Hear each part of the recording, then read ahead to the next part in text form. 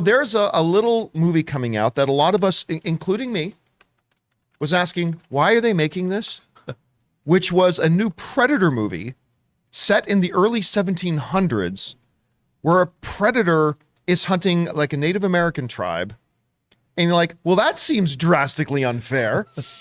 And why are they making this? But then, we started to hear some stuff come out that the studio was actually really happy with it. And then a couple of days ago, they did a screening for it at Comic-Con. And last night in Burbank, they did even though this is going to be a Hulu movie, they did an in-theater press screening for it in Burbank that I went to. And the reactions are now out. And we've kind of alluded to this in the last couple of days, but the reactions have been fantastic. So I went to go see it myself last night. And some of you might have seen, I did a right out of the theater quick reaction to it. All my doubts aside, this movie's great. This is great. This is the first time that I have come out of a Predator movie since the original and thought to myself, that was a great movie. Wow. I know Predator 2 has its fans, but I never thought Predator 2 was great. I thought the Adrian Brody Predator movie were on the Game Reserve planet. That wasn't bad. I actually didn't mind that one. Then Shane Black, who I love Shane Black, and so I was super excited about his Predators movie, and that was a massive disappointment. Let's not even talk about Alien versus Predators. So I went into this and I watched this, and I like all the doubts I had. I'm just watching it. Within the first 15 minutes, I'm like, okay, I'm in. It's a movie about a girl and her dog. I mean, really, when you break it down, it's a movie about a girl and her dog. But it's thrilling. The tension is great. I mean, it's not Jordan Peele tension, but the tension is great. The action is good. It's horrific in some ways, but you get really attached to your core character through it as well. And by the end of the film, like the credits roll. And like my wife, Ann, came with me. Never seen a Predator movie. Never seen a single one.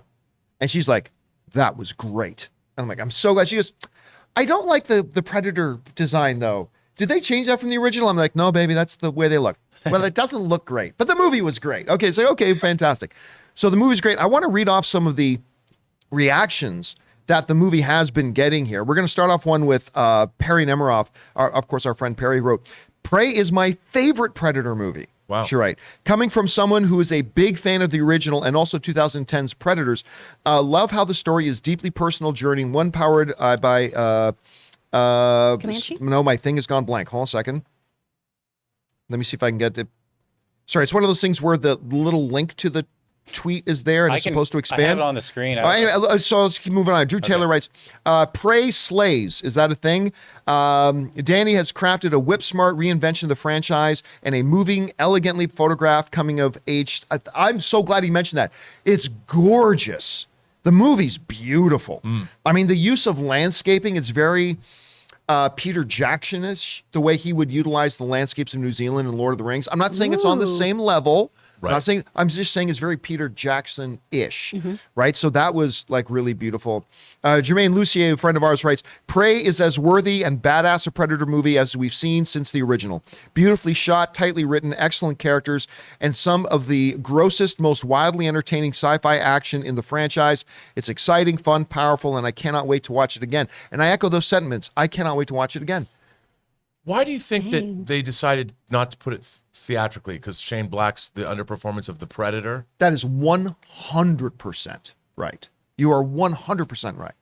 Like because listen, I just said, right? When they announced this movie, all of us, including me, was going, why? Why are you making this? Didn't we learn our lesson? Didn't we learn our lesson from the last one? It's time to move. Like you can't make these work. These aren't going to be good, right? And that's exactly why they didn't put this on the big screen. Why they didn't put it in theaters. And I get it. I get it because I had no interest in it. I don't think there's many people who had a lot of interest in this. And if they had done a theatrical release of this and spent an additional $25 million on marketing and all that kind of stuff, I don't know that they would have gotten their investment back.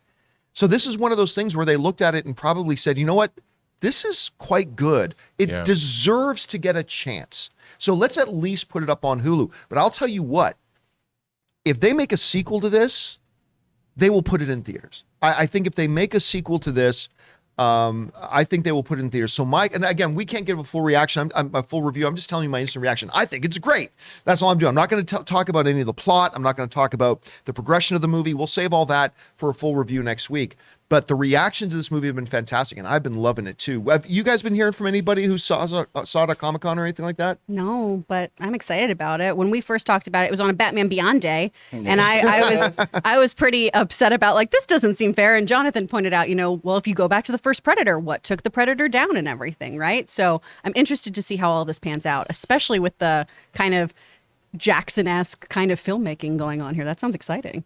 When I was at Comic-Con on Sunday, I heard nothing but great things from multiple people about this movie. And everyone was surprised, like you. Like, wow, this was really good. Like, not just... Yeah, surprised. I was very surprised. It's like, not just a good Predator movie, it could very well be the best Predator movie. That's what some people... Like, I'm not willing to go that far, but there are a number of people who think it might even exceed the first one. By the way, go back to that last image you just had up there, Jonathan, if you can find it. So... I've been hearing from a lot of people, and it's a totally valid question, that are going, how can a 115-pound girl with a bow and arrow try to fight a technologically advanced 750-pound predator? And that is a totally valid question to ask. It totally is.